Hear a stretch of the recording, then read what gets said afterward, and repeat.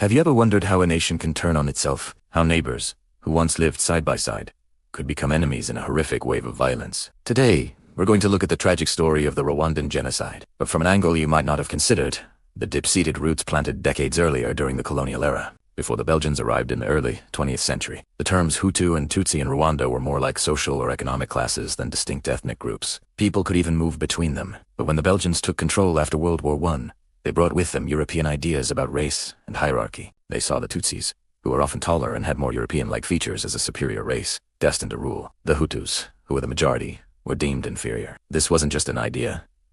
It became official policy. In the 1930s, the Belgians introduced ethnic identity cards, cementing these divisions into law. Suddenly, your identity was fixed from birth. The Belgians then favored the Tutsi minority, giving them access to education, jobs in the administration, and positions of power. For decades, the Tutsis were elevated, while the Hutus were systematically marginalized and oppressed. This created immense resentment and a growing sense of injustice among the Hutu population. Then, in the late 1950s, as independence movements swept across Africa, the Belgians suddenly switched their allegiance. Fearing a Tutsi-led independence movement that might align with communist ideologies, they began to support the Hutu majority. They essentially flipped the power structure on its head. This abrupt change didn't heal the divisions, it weaponized them. Hutu extremists rose to power, fueled by years of resentment and a new ideology that painted the Tutsis not just as former oppressors, but as foreign invaders who didn't belong in Rwanda. The political rhetoric became increasingly hateful, dehumanizing the Tutsis. When the presidential plane was shot down in April 1994, it was the spark that ignited a genocidal fire that had been fueled for decades by these colonial-era policies.